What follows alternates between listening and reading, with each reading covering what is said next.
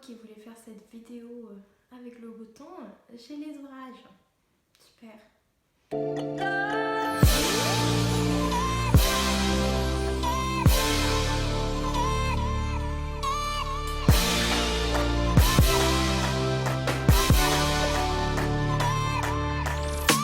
Salut tout le monde, j'espère que vous allez bien. Aujourd'hui, je vais faire une vidéo qui pourrait, je l'espère, inspirer des personnes, donner des idées.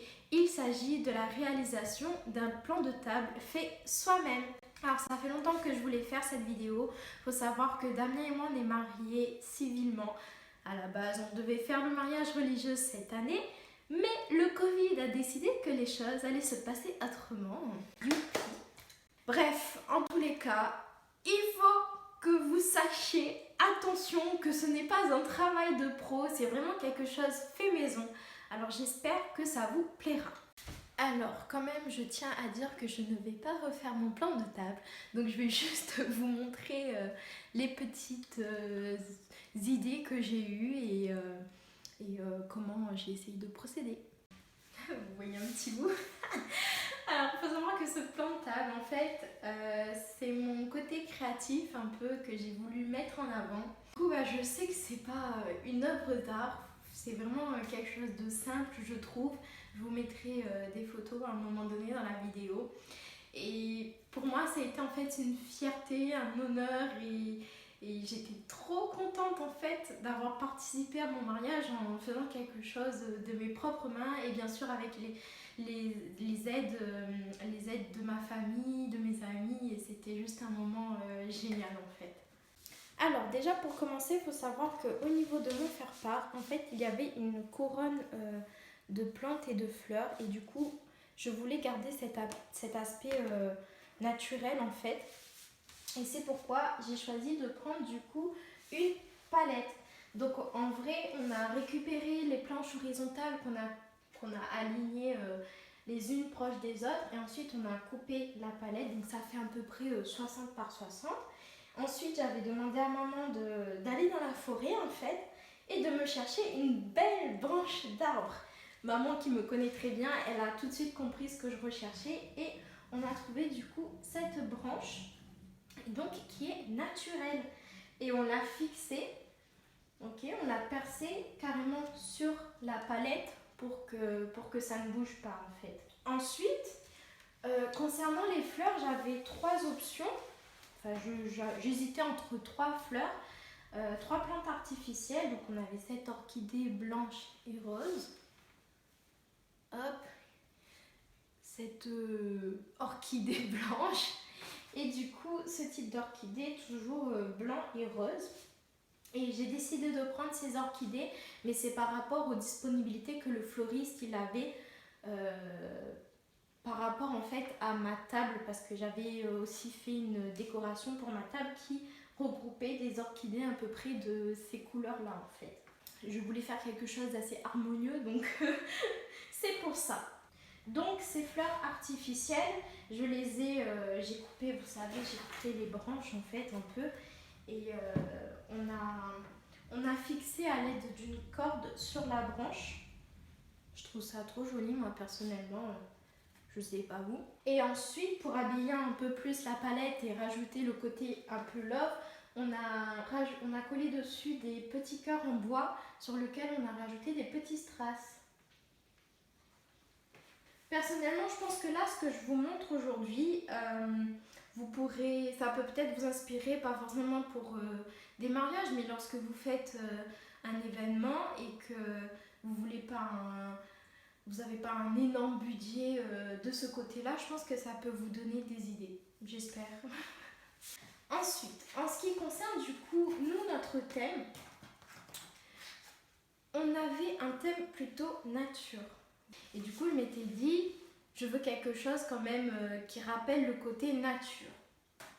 Donc, ce que j'ai fait, c'est que chaque table d'invités avait un nom de plante ou de fleur qui lui est attribué. Et du coup, j'ai voulu peindre ces plantes ou ces arbres.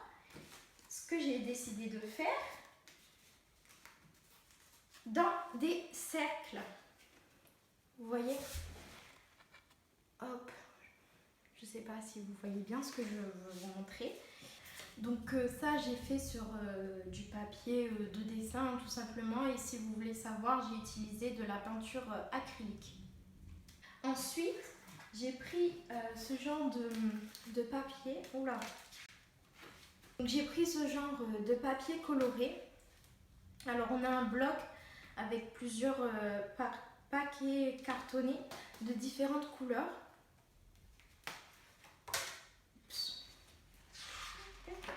Voilà.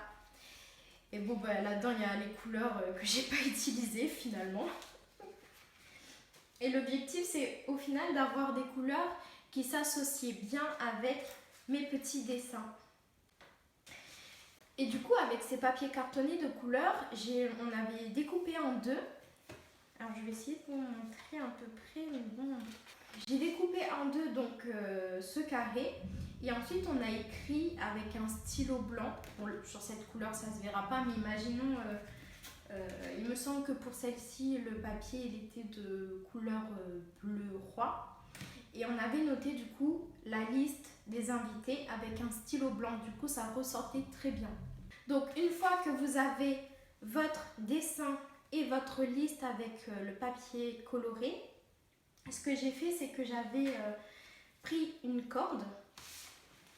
Voilà, j'ai acheté un rouleau de corde avec un fil doré dedans, et j'ai attaché mon image.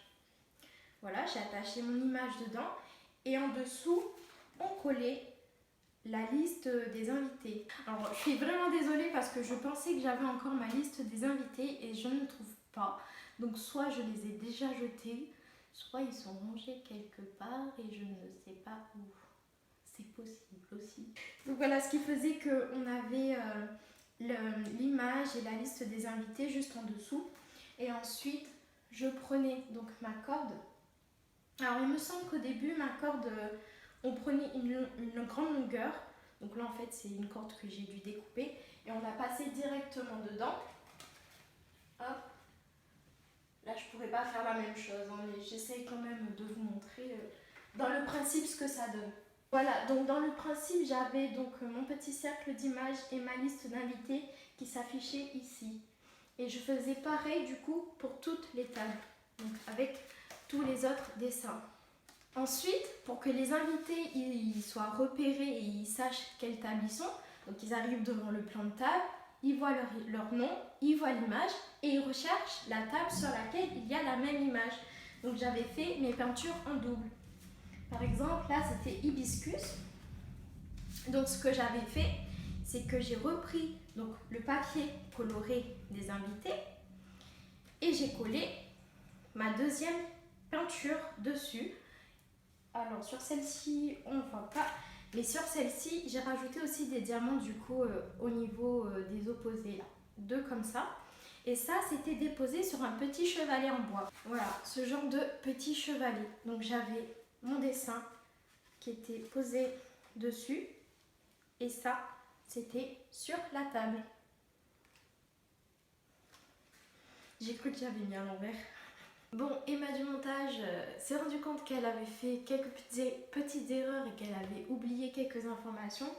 En fait, concernant les petits croquis qu'on met sur les chevalets, je les avais pas mis de cette manière, mais plutôt comme ça.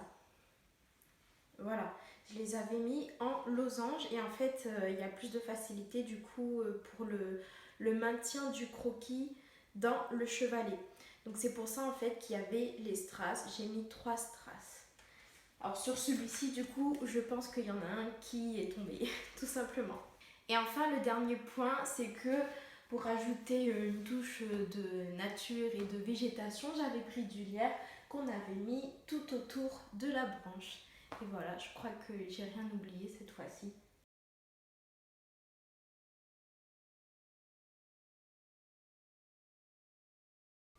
Donc voilà ce que ça donne pour les dessins et les losanges. Donc celui-là, il n'a pas de strass du coup parce que la table hibiscus n'avait pas été mise. Désolée, je crois que je tremble un peu. Et celui-ci, le bougainvillier, je n'ai plus le losange parce que j'ai une invitée qui l'a récupéré pour exposer chez elle.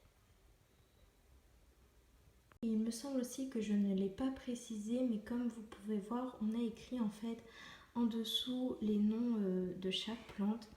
Donc il y avait oiseau paradis, flamboyant, palmier, frangipanier et le dernier c'était bougainvillier. Alors du coup, petit conseil pour ceux qui vont adopter en fait ces idées, percez d'abord vos papiers cartonnés avant d'écrire parce que vous voyez là du coup on a un trou en plein milieu. Du coup ça fait moins beau, c'est compréhensible mais bon voilà, petit conseil pour que ce soit plus joli.